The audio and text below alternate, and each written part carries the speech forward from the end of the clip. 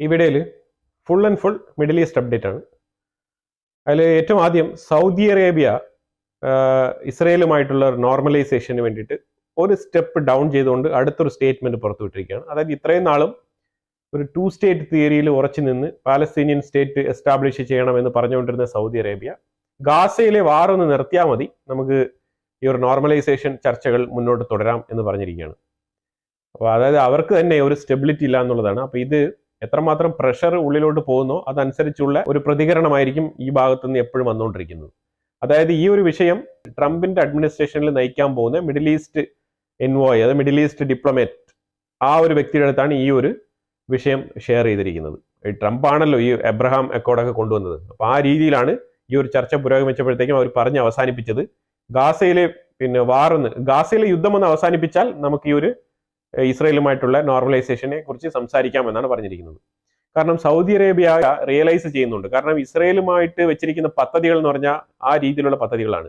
Complete food സെക്യൂരിറ്റിക്കുള്ള പദ്ധതികളാണ് സൗദിയും ഇസ്രയേലും തമ്മിൽ ഒരുമിച്ച് തീരുമാനിച്ചിരിക്കുന്നത്. സൗദിയും ഇസ്രയേലും മാത്രമല്ല കേട്ടോ, സൗദി, UAE, ഇസ്രായേൽ തമ്മിലുള്ള ഒരു കൂട്ടുകെട്ട് ആ രീതിയിലാണ്. ജോർദാൻ ഉൾപ്പെടെ ഏറ്റവും കൂടുതൽ അവർ ഇന്ത്യയിലാണ് ഈ ഒരു ലാൻഡ് അക്വിസിഷൻ നടത്തിയിട്ട് ഇന്ത്യയിലാണ് അവർ ലാൻഡ് മൊത്തത്തിൽ ലീസിന് എടുത്തിട്ട് ഇവിടെ കൃഷി ചെയ്യാനാണ് തീരുമാനിച്ചിരിക്കുന്നത്. കാരണം അത്രമാത്രം ലാൻഡ് അവൈലബിലിറ്റിയും കാലാവസ്ഥ അനുയോജ്യമായിട്ടുള്ള ഒരു സ്ഥലമായിട്ടാണ് ഇന്ത്യയെ കരുതിയിരിക്കുന്നത്. സൗദി അറേബ്യ ഇതിന്റെ ഇടയ്ക്ക് ഓരോ രീതിയിലും പാകിസ്ഥാനിൽ കുറച്ച് സ്ഥലം, USA അങ്ങനെ കുറെ നാടുകളിലൊക്കെ ഇവർ സ്ഥലം മേടിച്ചിടാനുള്ള ശ്രമങ്ങളൊക്കെ നടത്തുന്നുണ്ട്. പക്ഷേ അവിടെയൊന്നും ഫുഡ് സെക്യൂരിറ്റി ഉറപ്പുവരുത്താനുള്ള ആ ഒരു ഫുഡിനെ സെക്യൂർ ചെയ്യാനുള്ള സെക്യൂരിറ്റി ഉണ്ടല്ലോ, അതില്ല എന്നുള്ളതാണ്. അതാണ് ഇവരുടെ പ്രധാനപ്പെട്ട പ്രശ്നം.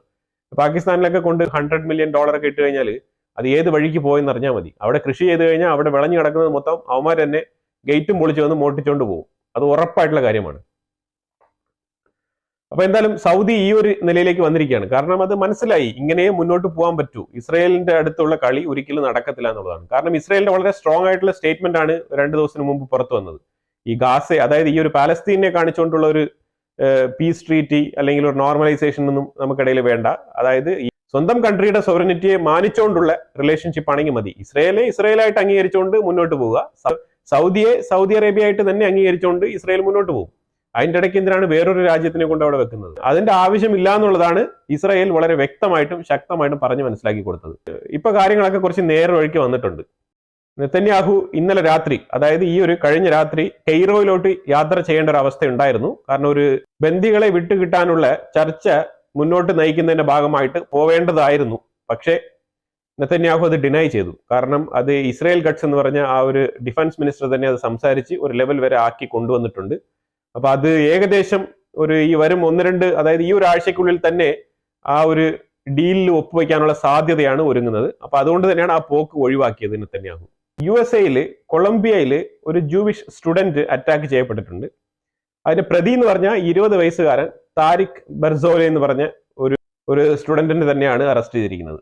ഇത് പാലസ്തീനെ അനുകൂലിച്ചുകൊണ്ട് ആ ഒരു ജൂവിഷ് സ്റ്റുഡന്റിനെ ആക്രമിച്ചതായിട്ടാണ് അറിയപ്പെടുന്നത്. അതായത് ഈ ലോകമെമ്പാടും ഇങ്ങനെ ഈ ഒരു വിഷയത്തെ ചൊല്ലി അങ്ങോട്ടും ഇങ്ങോട്ടുമുള്ള ഒരു തർക്കം നടന്നുകൊണ്ട് തന്നെയാണ് ഇരിക്കുന്നത്. അതിൻ്റെ ഇടയ്ക്ക് ആക്രമണങ്ങൾ ഉണ്ടാകുന്നതാണ് കുറച്ച് ബുദ്ധിമുട്ടുണ്ടാക്കുന്നത്. IDFന്റെ കുറച്ച് ഓപ്പറേഷൻസ് സ്മൂത്തൻ ചെയ്യാൻ വേണ്ടിയിട്ട് ഒരു 5 ബ്രിഗേഡുകളെ രൂപപ്പെടുത്തിയിട്ടുണ്ട്. അത് IDFലെ ചീഫ് ഓഫ് ദ സ്റ്റാഫ് എന്ന് പറയുന്ന ഹെർസെ ഹാലവിയാണ് ഈ ഒരു പദ്ധതിക്ക് തുടക്കമിട്ടത്. ഡേവിഡ് ബ്രിഗേഡ് എന്നാണ് വിളിക്കപ്പെടുന്നത്. 5 ബ്രിഗേഡുകളെ നിയമിച്ചുകൊണ്ട് 5 ബോർഡറുകളെ സെക്യൂർ ചെയ്യാൻ വേണ്ടിയിട്ടാണ് ഈ ഒരു ബ്രിഗേഡുകളെ തിരിച്ച് നിയമിച്ചിരിക്കുന്നത്. ഈ ബ്രിഗേഡ് ടീമിനെ, ഈ ഡേവിഡ് ബ്രിഗേഡ് എന്ന് പറഞ്ഞൊരു ടീമിനെ വേർതിരിച്ച് നിയമിച്ചിരിക്കുന്നത്. അപ്പൊ ഇവർ 24/7 ഈ ബ്രിഗേഡിനുള്ളിൽ തന്നെ വളരെ പേ അറ്റൻഷൻ ആയിരിക്കും എന്നാണ് മനസ്സിലാക്കാൻ പറ്റുന്നത്. ബോർഡർ സെക്യൂരിറ്റി കുറച്ചുകൂടെ ഡീപ്പ് റൂട്ടിൽ ഉറപ്പുവരുത്താൻ പറ്റും എന്നാണ് ഈ ഡിഫൻസ് ചീഫ് ഓഫ് സ്റ്റാഫ് പറഞ്ഞു വെക്കുന്നത്.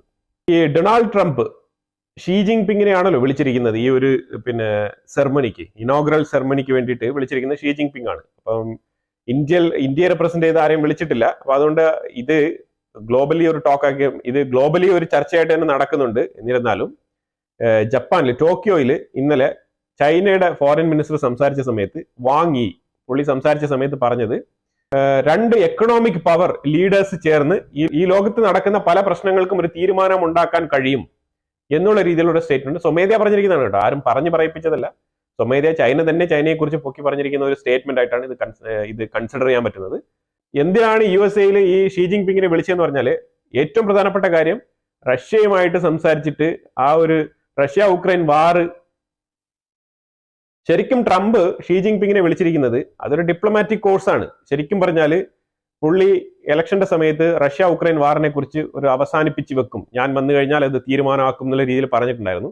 അപ്പൊ അതിന്റെ കാര്യപ്രാപ്തിയോടുകൂടിയുള്ള തീരുമാനങ്ങളൊന്നും ഇതുവരെ മുന്നോട്ട് പോയിട്ടില്ല. കാരണം മിഡിൽ ഈസ്റ്റിൽ തന്നെ കിടന്ന് ഇഴയുകയാണ് ഇപ്പം USA. അപ്പൊ അതുകൊണ്ട് തന്നെ അതായത് ട്രംപ് അഡ്മിനിസ്ട്രേഷനിലെ ആൾക്കാരെ നിയമിച്ച് പല സ്ഥലങ്ങളിലും കൊണ്ടുപോയി സംസാരിക്കാൻ വെച്ചെങ്കിലും കാര്യമായ തീരുമാനങ്ങളൊന്നും എവിടെയും സംഭവിച്ചിട്ടില്ല.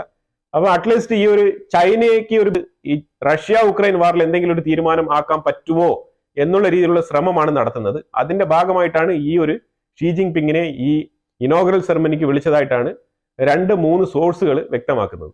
സിറിയയിൽ ഒരു മാസീവ് ആയിട്ടുള്ള ഒരു ഗ്രേവ് യാർഡ് കണ്ടെത്തിയിട്ടുണ്ട്. അതായത് 2011 മുതൽ ഈ 2024 വരെയുള്ള ബഷർ അൽ അസദ് ചെയ്ത കൊലപാതകങ്ങൾ, ആ കൊലപാതകങ്ങളുടെ ഡെഡ് ബോഡീസ് മൊത്തം അവിടെയാണ് കൊണ്ട് ബറി ചെയ്തിരിക്കുന്നത്. ഇത് കണ്ടെത്തി ഇതിന്റെ ബോഡീസ് എല്ലാം ഇപ്പൊ റിക്കവർ ചെയ്ത് കിട്ടാവുന്ന അത്തരം കാര്യങ്ങളൊക്കെ ഫ്രീസറും പിന്നെ അമ്മാതിരിയുള്ള വണ്ടികളൊക്കെ കൊണ്ടുപോയി ഫെസിലിറ്റേറ്റഡ് വെഹിക്കിൾസ് ഒക്കെ കൊണ്ടുപോയിട്ട് അതിനകത്ത് ക്യാരി ചെയ്ത് കൊണ്ടുപോയി ഈ സ്പെസിമെൻ ടെസ്റ്റിന് വേണ്ടി കൊടുത്തിരിക്കുകയാണ്. ഇത് ആരാണ്, എന്താണ്, ഏതാണെന്നുള്ളത് ഐഡന്റിഫൈ ചെയ്യാൻ വേണ്ടിയിട്ട്. കാരണം അത്രമാത്രം, അതായത് ഡെഡ് ബോഡിയുടെ കൗണ്ട് എന്ന് പറഞ്ഞാൽ 1 ലക്ഷം പേരുടെ ഡെഡ് ബോഡിയാണ് ആ ഒരു ഗ്രേവ് യാർഡിൽ നിന്ന് കണ്ടെത്തിയത്. 2011 മുതലുള്ള ആ സിവിൽ വാർ തൊട്ടുള്ള ഡെഡ് ബോഡീസ് ഉണ്ടെന്നാണ് ഇത് കണ്ടെത്തിയ ആ ഒരു ഇസ്രായേൽ ഗട്ട്സ് ഡിഫൻസ് മിനിസ്റ്റർ ഈ ഒരു സീസ് ഫയർ അതുപോലെ തന്നെ ഈ ബന്ദികളെ വിട്ടുകിട്ടുന്ന ഈ ഒരു ഡീലിൽ പോയി സംസാരിച്ചിട്ട് വന്നെങ്കിലും വളരെ കൃത്യമായി അതിനകത്ത് പറഞ്ഞിരിക്കുന്നത് IDF ഗാസയ്ക്കുള്ളിൽ തന്നെ ഫുൾ സെക്യൂരിറ്റി ഫോഴ്സ് ആയിട്ട് ഫുൾ ഫ്രീഡത്തോടു കൂടി തുടരും എന്നാണ് പറഞ്ഞു വെക്കുന്നത്. അതായത് പൂർണ്ണ സ്വാതന്ത്ര്യത്തോടു കൂടി ഗാസയെ കൺട്രോൾ ചെയ്യും. എങ്ങനെയാണ് വെസ്റ്റ് ബാങ്ക് ഇപ്പൊ നടക്കുന്നത് അതുപോലെ അതിനേക്കാളും കുറച്ചുകൂടി എഫക്റ്റീവ് ആയിട്ടുള്ള സെക്യൂരിറ്റി മെഷേഴ്സോട് കൂടി ഇത് മുന്നോട്ട് പോകും. അല്ലാതെ ഗാസയ്ക്കുള്ളിൽ ഇനി ഒരിക്കലും ഹമാസിന് ഇനി ഒരു സ്ഥാനമില്ല എന്നുള്ളത് തീർത്ത് പറഞ്ഞിരിക്കുകയാണ്. അപ്പൊ ഇത്രയും ടൈറ്റ് ആയിട്ടുള്ള ഒരു ഡീലിന് ഹമാസ് ഓക്കെ പറയണം എന്നുണ്ടെങ്കിൽ എന്തോ കണ്ടിട്ടുണ്ട് എന്നുള്ളത് തന്നെയാണ് നമുക്ക് മനസ്സിലാക്കാൻ പറ്റുന്നത്. ഹമാസ് ഇപ്പോഴത്തേക്ക് കൂടുതലായിട്ടും ഫോക്കസ് ചെയ്യുന്നത് ഇസ്രായേലിനെ അല്ല, അതിന് വേറൊരു വാർത്ത ഉണ്ട്. അതായത് ജനീൻ ഫോഴ്സ് എന്ന് പറയുന്നത് ആ ഒരു വെസ്റ്റ് ബാങ്കിന്റെ ഭാഗത്ത് കോർണറിൽ കിടക്കുന്ന ആ ഒരു ജുദയ സമാരിയ ഭാഗത്തുള്ള ആ ഒരു ചെറിയ പോർഷനാണ്. അവർ ശരിക്കും പറഞ്ഞാൽ ഈ ഒരു പലസ്തീനിയൻ ആർമിക്ക് തന്നെ ഒരു ത്രെട്ടായിട്ട് മാറുന്ന അവസ്ഥയിലാണ് ഇപ്പോൾ കഴിഞ്ഞ ഒരാഴ്ച കൊണ്ട് അവർ മൂവ്മെന്റ് നടത്തുന്നത്. അപ്പൊ അവരെ ചെറുക്കാൻ വേണ്ടിയിട്ട് ഒത്തുകൂടണം എന്നുള്ള രീതിയിൽ ഒരു അനൗൺസ്മെന്റും കൊടുത്തുകൊണ്ട് ഹമാസ് അവരുടെ പോരാളികളെ അങ്ങോട്ട് തിരിച്ചിരിക്കുകയാണ്. അതെന്ന് പറഞ്ഞാൽ ഒരു ചെറിയ മേഖലയാണ് കേട്ടോ. ആ മേഖലയ്ക്കാണ് ഇപ്പൊ ഇത്രയും വലിയ ഇസ്രായേലിനെ അടിക്കാൻ പോയിട്ട് ഇപ്പൊ ജനീൻ ഫോഴ്സിനെ അടിക്കുന്ന അവസ്ഥയിൽ എത്തിയിരിക്കുകയാണ് ഹമാസ്. ഇന്ന് ഒരു മാധ്യമ പ്രവർത്തകൻ ട്രംപിനോട് ചോദിക്കുകയുണ്ടായി, ഈ ഇറാനെ അറ്റാക്ക് ചെയ്യുന്ന കാര്യം എന്തായി, ഇറാൻ ഒരു ന്യൂക്ലിയർ പവറായിട്ട് മാറാനുള്ള സാഹചര്യം കൂടി വരുന്നുണ്ടല്ലോ, എന്താണ് അതിനെക്കുറിച്ചുള്ള അഭിപ്രായം എന്ന് ചോദിച്ചപ്പോഴത്തേക്കും ഇസ്രായേൽ അവിടെ കൃത്യമായി അറ്റാക്ക് ചെയ്തിട്ടുണ്ടായിരുന്നു. പക്ഷെ അവിടെ ഇസ്രായേൽ കുറച്ചുകൂടെ അറ്റാക്ക് ചെയ്യാമായിരുന്നു, കുറച്ചുകൂടെ ഫ്ലൈറ്റുകളെ കൊണ്ടുപോയിട്ട് അറ്റാക്ക് ചെയ്യാമായിരുന്നു. പക്ഷെ അത് US-ന്റെ ഭാഗത്തു നിന്നും അതിന്റെ ഒരു സഹകരണക്കുറവ് ഉണ്ടായിരുന്നു എന്നുള്ള നിലയിൽ അതായത് ബൈഡന്റെ ഭരണകൂടത്തിനെ, ബൈഡൻ അഡ്മിനിസ്ട്രേഷനെ ഒന്ന് കുത്തി തന്നെ പറഞ്ഞിരിക്കുന്നത് ട്രംപ്. പറഞ്ഞുകൊണ്ട് പുള്ളി അവസാനിപ്പിച്ചിരിക്കുന്ന പറഞ്ഞാൽ തീർച്ചയായിട്ടും ഇസ്രായേലിന് അത് സാധിക്കും, അത് US-ന്റെ ഒരു സപ്പോർട്ടോട് കൂടി ഇസ്രായേൽ അത് സാധിച്ചെടുക്കും വൈകാതെ തന്നെ. അതായത് ഇസ്രായേൽ അതിനുവേണ്ടിയുള്ള ഒരുക്കത്തിലാണ് എന്ന് തന്നെയാണ് പറയാതെ പറഞ്ഞു വെക്കുന്നതല്ല, അങ്ങനെ തന്നെയാണ് പറഞ്ഞിരിക്കുന്നത്. ആ രീതിയിലാണ് അവർ റിപ്പോർട്ട് പുറത്തു വന്നിരിക്കുന്നത്. അപ്പൊ ഇസ്രായേലിന് കഴിഞ്ഞ തവണ തന്നെ അവർ എയർ ഡിഫൻസ് സിസ്റ്റംസ് എല്ലാം വീക്കൻ ചെയ്ത സ്ഥിതിക്ക് കുറച്ചുകൂടെ ഫ്രീ ആയിട്ട് ഉള്ളിൽ പോയി കുറച്ചുകൂടെ ഫ്രീ ആയിട്ട് അറ്റാക്ക് ചെയ്ത് വരാമായിരുന്നു എന്നാണ് ട്രംപ് പറഞ്ഞു വെക്കുന്നത്. ഇസ്രായേലിനും ആ ഒരു മാനസികാവസ്ഥ തന്നെയാണ് കേട്ടോ. അതായത് കഴിഞ്ഞ തവണ അറ്റാക്ക് ചെയ്ത് തിരിച്ചു വന്നതിൽ കുറച്ചുകൂടെ എഫക്റ്റീവായിട്ട് ഇനിയും കുറച്ച് സ്ഥലങ്ങളും കൂടെ അറ്റാക്ക് ചെയ്തിട്ട് വരാമായിരുന്നു എന്നുള്ളൊരു മാനസികാവസ്ഥ തന്നെയാണ് ഇസ്രായേലിനും ഉള്ളത്. അതുകൊണ്ട് തന്നെയാണ് അവർ ഇപ്പൊ ഈ ഒരു യുറേനിയം എൻറിച്ച്മെന്റിനെ അവർ കൂടുതലായിട്ട് ഫോക്കസ് ചെയ്ത് കാണുന്നതും ഒന്നുകൂടെ ഒന്ന് അടിക്കണം എന്നുള്ള ഒരു ധാരണയിൽ ഇസ്രായേൽ എത്തുന്നതും. അപ്പൊ എന്തായാലും വൈകാതെ തന്നെ ഇറാനിലോട്ട് തന്നെയാണ് ഈ ഒരു അവസാനത്തെ ഒരു ടാർഗറ്റ് ആയിട്ട് വെച്ചിരിക്കുന്നത്. പക്ഷെ അതിന്റെ മുന്നിൽ ഒരു തടസ്സം കൂടെ ഉണ്ട്, അതാണ് ഹൂത്തീസ്. അപ്പൊ ഇവർ രണ്ടുപേരെ എങ്ങനെ ടാക്കിൾ ചെയ്ത് അടിച്ച് മുന്നോട്ട് പോവാന്നുള്ളതാണ് ഇപ്പൊ അടുത്ത ടാർഗറ്റ് ആയിട്ട് വരുന്നത്. സ്വിറ്റ്സർലാൻഡ് ഹിസ്ബുള്ളയെയും ഹമാസിനെയും തീവ്രവാദ പട്ടികയിൽ ഉൾപ്പെടുത്തി ആ രാജ്യത്തിൽ അതുമായിട്ട് ബന്ധപ്പെട്ട ഒരു പ്രവർത്തനങ്ങളും നടക്കാൻ പാടില്ല, അങ്ങനെ ആരെങ്കിലും കണ്ടെത്തി കഴിഞ്ഞാൽ അത് കുറ്റകരമാണ് എന്നുള്ള നിലയിലുള്ള ഒരു ലോ പാസ്സാക്കിയിട്ടുണ്ട്. ഇത് പാർലമെന്റിൽ അവരുടെ പാർലമെന്റിൽ തന്നെയാണ് ഇത് പാസ്സാക്കിയത്. ഏതാണ്ട് വോട്ടിംഗിൽ ഇട്ടപ്പോഴത്തേക്കും 126 വോട്ടുകൾ ഈ റെസൊല്യൂഷനെ പിന്തുണയ്ക്കുകയും 20 വോട്ടുകൾ ഇതിനെ എതിർത്ത് വോട്ട് ചെയ്യുകയും 41 പേര് ആബ്സെന്റുമായിരുന്നു. ഇതാണ് ഒരു സ്ഥിതി. പക്ഷെ എന്നാലും മെജോറിറ്റി 128 വോട്ടിന് ഇട്ട് ഇത് പാസ്സാക്കി ഈ റെസൊല്യൂഷൻ ഇപ്പം അവിടെ നടപ്പിലായിരിക്കുകയാണെന്നുള്ളതാണ്. ഈ സിറിയയിലെ വിമത ലീഡർ ഇപ്പം ഇസ്രയേലിന്റെ കാല് പിടിക്കുന്ന ഒരു അവസ്ഥയാണ്. അതായത് ഇനി IDF നിങ്ങൾ സിറിയയിലോട്ട് വരണ്ട, ഈ ഒരു സിറിയ ലാൻഡ് ഒരു കാലത്തും ഞാൻ ഇസ്രയേലിനെതിരെ ഒരു ആക്രമണം നടത്താൻ ഈ സിറിയൻ ലാൻഡ് ഉപയോഗിക്കത്തില്ല. അതുകൊണ്ട് ഇസ്രയേലിന്റെ ഒരു സഹായം എങ്ങനെയും ഒന്ന് നിർത്തി തരണം. അതായത് ഇസ്രയേൽ ഇനിയിപ്പോ ഈ ബോർഡർ കടന്ന് ഇങ്ങോട്ട് വരണ്ട എന്നുള്ള രീതിയിൽ കാല് പിടിക്കാതെ പിടിച്ചുകൊണ്ടിരിക്കുന്ന ഒരു അവസ്ഥയിലാണ് പുള്ളി പറഞ്ഞുകൊണ്ടിരിക്കുന്നത്. അതായത് ഒരു അസാദ് എന്ന് പറഞ്ഞ ഒരു റെജിമിനെ തച്ചുടച്ച് അവിടെ നിന്ന് കളഞ്ഞ പരാക്രമിയായിട്ടുള്ള ഒരാൾ പറയാണ്, നിങ്ങൾ എങ്ങനെയാണ് ദയവ് ചെയ്ത് നിങ്ങൾ ഇനി ഈ വരവൊന്ന് നിർത്തണം എന്ന് പറഞ്ഞിട്ട്. അല്ലെങ്കിൽ ഇസ്രയേൽ ഇങ്ങനെ പൊയ്ക്കൊണ്ടിരിക്കും. ഇസ്രയേൽ ബോർഡർ വളരെ സെക്യൂർ ആണ്. കാരണം ഇവരുടെ സൈഡിൽ നിന്ന് സ്ട്രോങ് ആയിട്ടുള്ള ഒരു കമൻസ്മെന്റ് പോകുന്നില്ല. അതായത് ഇസ്രയേലിനെതിരെ ഞങ്ങൾ ഒന്നും ചെയ്യുന്നില്ല, അല്ലെങ്കിൽ ഇസ്രയേലിനെ ഞങ്ങൾ ഈ രീതിയിലാണ് കാണുന്നത്, അല്ലെങ്കിൽ ഇസ്രയേലുമായിട്ട് ഞങ്ങൾ ഡിപ്ലോമാറ്റിക് റിലേഷൻഷിപ്പ് വെക്കും, ഇതൊന്നും ഇവർ പറയുന്നില്ല. അത് ഇവർ പറയാത്തതാണോ അല്ലെങ്കിൽ ഇവരുടെ ആശയങ്ങൾ ഇവരെ പറയാൻ അനുവദിക്കാത്തതാണോ എന്ന് അറിയത്തില്ല. അതുകൊണ്ടാണ് ഇസ്രയേൽ നിരന്തരം ഇങ്ങനെ കയറി ഇറങ്ങുന്നത്.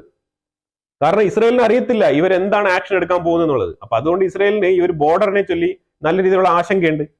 അതുകൊണ്ട് തന്നെയാണ് ഇസ്രയേൽ എപ്പോഴും ബോർഡറിൽ എപ്പോഴും സെക്യൂരിറ്റി ഉറപ്പുവരുത്തുന്നത്. അപ്പൊ അതുകൂടാതെ ഈ ചുറ്റാകെ ഇരിക്കുന്ന ഈ ഒരു അറബ് കൺട്രീസ് ആയിട്ടുള്ള എല്ലാ രാജ്യങ്ങളും ഇതിനെ എതിർത്ത് സംസാരിക്കുന്നുണ്ട്. അതായത് ഇസ്രയേൽ ഈ ഒരു ഗോലാൻ ഹെഡ്സിൽ ആ സ്ഥലം ഒക്കുപ്പൈ ചെയ്തതിനെ എതിർത്ത് സംസാരിക്കുന്നുണ്ട്. അപ്പൊ അതുകൊണ്ട് തന്നെ ഇസ്രയേൽ വളരെ കോൺഷ്യസ് ആണ്. അതുകൊണ്ട് തന്നെയാണ് ഇസ്രയേൽ ആ ബോർഡർ എപ്പോഴും ക്രോസ് ചെയ്ത് ആ സെക്യൂരിറ്റി മെഷേഴ്സ് ഉറപ്പുവരുത്തുന്നത്. അപ്പൊ എന്തായാലും ഇന്ന് അതിനൊരു തീരുമാനമായിട്ടുണ്ട്. അപ്പൊ ഇനിയുള്ള കാര്യങ്ങൾ എങ്ങനെയാണെന്നുള്ളത് വരും ദിവസങ്ങളിൽ ഇനി ഇസ്രയേലിന്റെ ഭാഗത്തുനിന്ന് ഇതിന്റെ തീരുമാനങ്ങളൊന്നും അറിയിച്ചിട്ടില്ല എന്നുള്ളതാണ്. ഇപ്പൊ ഇതിന്റെ മറുപടി എന്താണെന്നുള്ളത് ഇസ്രയേലിന്റെ ഉള്ളിൽ നിന്ന് വരും. അത് വന്നതിന് ശേഷം നമുക്ക് ഇത് ഉറപ്പിക്കാൻ പറ്റും. അതുവരെ ഇസ്രയേൽ ആ ഒരു ബോർഡറിൽ തന്നെ നല്ല രീതിയിലുള്ള പെട്രോളിംഗ് നടത്തിക്കൊണ്ട് തന്നെ ഇരിക്കും. ഇനി ഒരു 3 ഇമ്പോർട്ടന്റ് കാര്യങ്ങളാണ്. അതിലൊന്ന് ഇന്ത്യയെ കുറിച്ചാണ്. ഇന്ത്യയിൽ പുതിയ റൂട്ട്, അതായത് ഒരു south Asia, far east Russia, ഈ 2 പോർട്ടുകൾ ബന്ധിപ്പിക്കുന്ന രീതിയിൽ ഒരു റൂട്ട് അത് സ്റ്റാർട്ട് ചെയ്തിട്ടുണ്ട് എന്നുള്ളതാണ്. അതിപ്പോ ലോഞ്ച് ചെയ്തു. അതിപ്പോ പ്രാവർത്തികമായിട്ട് ഇന്നലെ മുതലാണ് അത് ലോഞ്ച് ചെയ്തത്. അതായത് ചെന്നൈ പോർട്ട് തൊട്ട് Chennai harbour to Vladivostok harbour. ഏതാണ്ട് 5400 നോട്ടിക്കൽ മൈലാണ് ഇതിന്റെ ഡിസ്റ്റൻസ് എന്ന് പറയുന്നത്. ഏതാണ്ട് 16 മുതൽ 24 ദിവസം, അതായത് ആ സിറ്റുവേഷൻ ആൻഡ് ക്ലൈമറ്റ് അനുസരിച്ച് കുറഞ്ഞ ദിവസം 16, കൂടിയ ദിവസം 24, ഇതിനുള്ളിൽ ഈ ഒരു ട്രാൻസ്പോർട്ട് അവിടെ നടക്കും. പക്ഷെ ഇതെന്തുകൊണ്ടാണ് ഇന്ത്യക്ക് ഗുണപരം എന്ന് പറയുന്നത്? ശരിക്കും പറഞ്ഞാൽ ഇതിന്റെ ട്രാവലിംഗ് ടൈം കുറവും പിന്നെ ഇതിന്റെ നോട്ടിക്കൽ മൈൽ വരുന്ന ഡിസ്റ്റൻസിന്റെ ആ കുറവുമാണ്. കാരണം നമുക്ക് റഷ്യയിൽ നിന്നാണ് ഇപ്പോൾ ഓയിൽ, അതേപോലെ LNG പോലത്തെ ഒരുപാട് കാര്യങ്ങൾ ഇന്ത്യ ഇപ്പം ഇമ്പോർട്ട് ചെയ്തുകൊണ്ടിരിക്കുന്നത്. അപ്പൊ അതിനെ കുറച്ചുകൂടെ എളുപ്പമാക്കുന്ന രീതിയിൽ കുറച്ചുകൂടെ ഫാസ്റ്റ് ട്രാക്ക് മെത്തേഡിൽ ഇപ്പൊ ഈ ഒരു ട്രാൻസ്ഷിപ്മെന്റ് നടക്കാൻ പോവാണ്. അത് ഓൾറെഡി ഇന്നലെ മുതൽ സ്റ്റാർട്ട് ചെയ്തിട്ടുണ്ടെന്നുള്ളതാണ്. അതായത് ചെന്നൈ ടു വ്ളാഡിവോസ്റ്റോക്ക്, അതാണ് പുതിയ റൂട്ട്.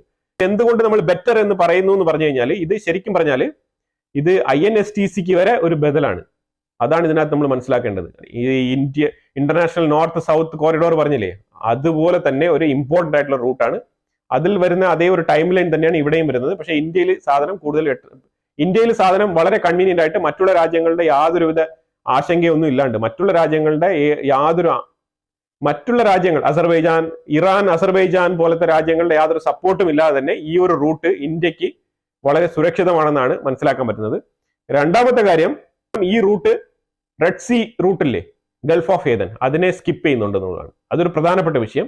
മുംബൈ പോർട്ടിൽ കാൽക്കുലേറ്റ് ചെയ്താൽ ഇത് 8000+ നോട്ടിക്കൽ മൈലാണ്. മുംബൈയും സെന്റ് പീറ്റേഴ്സ്ബർഗും ആ രീതിയിലുള്ള ട്രാൻസ്പോർട്ട് കോറിഡോർ നമ്മൾ എടുത്തു കഴിഞ്ഞാൽ ഏതാണ്ട് 8000+ നോട്ടിക്കൽ മൈലാണ് അതിൽ നമുക്ക് ട്രാവൽ ചെയ്യേണ്ടിയുള്ളത്. അപ്പൊ അതിൽ ഏകദേശം ട്രാൻസ്ഷിപ്മെന്റ് 40 ഡേയ്സ് എടുക്കുന്നുണ്ട്. അപ്പൊ അതിനെ കമ്പയർ ചെയ്ത് നോക്കുമ്പോൾ ഇത് വളരെ മെച്ചപ്പെട്ട റൂട്ടാണ്. ഇത് ഇന്നലെ തൊട്ട് ലോഞ്ച് ചെയ്ത് തുടങ്ങിയിട്ടുണ്ട്. ഇതൊരു ബെറ്റർ ഫ്യൂച്ചറും നല്ലൊരു പ്രോഫിറ്റും ഇന്ത്യക്ക് കൊടുക്കും എന്നുള്ളതിൽ യാതൊരു സംശയവും ഇല്ലാത്തതാണ്. മിഡിൽ ഈസ്റ്റിൽ ഇപ്പം തുടർന്ന് തന്നെ കുറെ ഇങ്ങനെ യുദ്ധങ്ങളൊക്കെ നടന്നുകൊണ്ടിരിക്കുകയാണ്. അപ്പൊ അതുകൊണ്ട് തന്നെ ആണോ എന്ന് അറിയത്തില്ല. പക്ഷേ UAE പ്രത്യേകിച്ച് ദുബായിൽ ഇൻഫ്ലേഷൻ കൂടിയിരിക്കുകയാണ്. 3.3% കൂടിയിരിക്കുകയാണ്, കുത്തനെ കൂടിയിരിക്കുകയാണ്. അപ്പൊ ഇതുകൊണ്ട് ഉണ്ടാകാൻ പോകുന്ന കാര്യങ്ങൾ എന്ന് പറഞ്ഞാൽ ലിവിങ് എക്സ്പെൻസസ് ഒക്കെ വളരെ കൂടും. 3.3% എന്ന് പറയുന്നത് നല്ലൊരു എമൗണ്ട് ആണ് വർദ്ധിച്ചിരിക്കുന്നത്. ഇൻഫ്ലേഷൻ ഹൈ പീക്കിലാണ് പൊയ്ക്കൊണ്ടിരിക്കുന്നത്. അതുകൂടാതെ UAE സംഭവിച്ചുകൊണ്ടിരിക്കുന്നത് റിയൽ എസ്റ്റേറ്റ് മാർക്കറ്റിൽ നല്ല രീതിയിലുള്ള ഹൈക്ക് നടക്കാൻ പോകുന്നതാണ് മനസ്സിലാക്കാൻ പറ്റുന്നത്. അതായത് ഒരുപാട് യൂറോപ്യൻസ് അവിടെ ക്രൈസിസ് ആയതുകൊണ്ട് തന്നെ അവരുടെ അഫോർഡബിലിറ്റി അനുസരിച്ച് UAE സ്ഥലങ്ങൾ നോക്കാനും ഇവിടെ വീട് ഒക്കുപ്പൈ ചെയ്യാനും, അതായത് റെന്റിന് വീടെടുക്കാനും താമസിക്കാനും കുറച്ചുനാൾ ഇവിടെ സ്പെൻഡ് ചെയ്യാനാണ് ആഗ്രഹിക്കുന്നത്. ഒരുപാട് യൂറോപ്യൻസ് UAE പ്രത്യേകിച്ച് ദുബായ്, അബുദാബി മേഖലകളിൽ ഒരുപാട് വന്ന് ചേക്കേറിയിട്ടുണ്ടെന്നാണ് മനസ്സിലാക്കാൻ പറ്റുന്നത്. അപ്പൊ അതുകൊണ്ട് അത് UAE ആൾക്കാർക്ക് വളരെ വ്യക്തമായിട്ട് അറിയാൻ പറ്റുമായിരിക്കും. നമ്മുടെ ചാനൽ കാണുന്നതിൽ നല്ലൊരു ശതമാനം ആൾക്കാർ UAE ഉണ്ട്. അതുകൊണ്ട് തന്നെയാണ് നമ്മൾ ഈ ന്യൂസ് ഇതിനകത്ത് പറയുന്നത്. അപ്പൊ ഈ റൂം റെന്റൽ ഇമാതിരിയുള്ള കാര്യങ്ങൾക്ക് ഷിഫ്റ്റിംഗ് കാര്യങ്ങളൊക്കെ ചെയ്യുന്ന ആൾക്കാർക്ക് വളരെ ബുദ്ധിമുട്ടായിരിക്കും എന്നാണ് മനസ്സിലാക്കാൻ പറ്റുന്നത്. കാരണം റൂം റെന്റ് ഉയർന്ന നിരക്കിൽ ആവാൻ പോവുകയാണ്. ഇപ്പോൾ ഉള്ളതിനേക്കാളും കൂടാൻ പോകുന്നു, നിലവിലുള്ളതിനേക്കാളും കൂടാൻ പോകുന്നു എന്നാണ് ഈ ഒരു റിപ്പോർട്ട് സൂചിപ്പിക്കുന്നത്. സൗദി അറേബ്യയിൽ നിന്ന് വന്നിരിക്കുന്ന ഒരു വാർത്തയാണ്. ഈ വാർത്ത ശരിക്കും പറഞ്ഞാൽ ഈ ട്രാൻസ്പോർട്ട് ഡ്രൈവേഴ്സ്, അതായത് ഈ ടാക്സി ഓടിക്കുന്ന ആൾക്കാർ, അതേപോലെ ബസ് ഡ്രൈവേഴ്സ്, ഗവൺമെന്റ് RTA ബസ്സുകൾ ഓടിക്കുന്ന ആൾക്കാർ, ഇവർക്കൊക്കെ റാൻഡം ആയിട്ട് ടെസ്റ്റ് ചെയ്യാൻ പോവാണ്. അപ്പൊ ഇനിയിപ്പോൾ അവർ ആൽക്കഹോളിക് ആയിരുന്നാലും, അതേപോലെ തന്നെ ഇനിയിപ്പം മുമ്പ് ഏതെങ്കിലും മരുന്ന് ഐറ്റംസ് ഉപയോഗിച്ചുകൊണ്ടിരുന്ന ആൾക്കാർ, അതായത് മറ്റേ മരുന്ന്, ആ മാതിരിയുള്ള മരുന്നുകളൊക്കെ ഉപയോഗിച്ചുകൊണ്ടിരുന്ന ആൾക്കാരായാലും ഇവർക്കൊക്കെ പിടി വീഴും. പിടി വീണ് കഴിഞ്ഞാൽ അറിയാമല്ലോ, മറ്റുള്ള രാജ്യങ്ങൾ എന്ന് പറഞ്ഞാൽ നമ്മുടെ ഇന്ത്യയെ പോലെ അല്ല, അവിടെ നല്ല രീതിയിലുള്ള പനിഷ്മെന്റ് കിട്ടാനുള്ള സാധ്യതയുണ്ട്. അപ്പൊ അതുകൊണ്ട് വളരെ കെയർഫുൾ ആയിട്ട് കാര്യങ്ങൾ ഡീൽ ചെയ്യുക. അപ്പൊ ഈ രീതിയിലുള്ള റാൻഡം പരിശോധനയാണ്. അതായത് ഈ ഒരു വിസ മെഡിക്കൽ പോലത്തെ മെഡിക്കൽ എടുക്കുന്ന സമയത്ത് ഒരു ടെസ്റ്റ് ഉണ്ടാവും. അത് ഇയർലി ഉണ്ടാവും എന്നാണ് പറയപ്പെടുന്നത്. റാൻഡം ആയിട്ടുള്ള ടെസ്റ്റ് ആയിരിക്കും. അത് ഏത് നേരത്തും നിങ്ങളെ വിളിച്ചു വരുത്തി ആ സ്ഥാപനങ്ങളിൽ കൊണ്ടുപോയി ചെക്ക് ചെയ്യാനുള്ള റൈറ്റ്സ് അവർക്കുണ്ട്. അത് അവർ ചെക്ക് ചെയ്യുകയും ചെയ്യും. അപ്പൊ അതുപോലെ മെയിൻ ആയിട്ട് ആൽക്കഹോളിക്, അതേപോലെ ഈ മരുന്നുകളുടെ ഉപയോഗമുള്ള ആൾക്കാരുണ്ടെങ്കിൽ ശ്രദ്ധിക്കുക. ഇതിന് മുമ്പ് എന്തെങ്കിലും ഉപയോഗിച്ചിട്ടുണ്ടെങ്കിൽ നിങ്ങൾ ധാരാളം വെള്ളം കുടിക്കുക, അല്ലെങ്കിൽ അതിന്റെ ചികിത്സ തേടി ട്രീറ്റ്മെന്റ് എടുത്ത് ഡീടോക്സിഫിക്കേഷൻ ചെയ്യുക നിങ്ങളുടെ ബോഡിയെ. അതായിരിക്കും നിങ്ങൾക്ക് നല്ലത്. അപ്പൊ എന്തായാലും ഇതിനെക്കുറിച്ചുള്ള അഭിപ്രായങ്ങൾ കമന്റ് ബോക്സിൽ രേഖപ്പെടുത്തുക. വീഡിയോ ഇഷ്ടപ്പെട്ടു കഴിഞ്ഞാൽ ലൈക്ക് ചെയ്യുക, ഷെയർ ചെയ്യുക. ഇതുപോലെ യൂസ്ഫുൾ ആയിട്ടുള്ള ഇൻഫർമേഷൻസ് ആയിട്ട് നമ്മൾ വീണ്ടും വരുന്നതായിരിക്കും. ചാനൽ ആദ്യമായിട്ടാണ് കാണുന്നുണ്ടെങ്കിൽ മറക്കാതെ സബ്സ്ക്രൈബ് ചെയ്യുക. വീണ്ടും കാണാം. Thank you so much.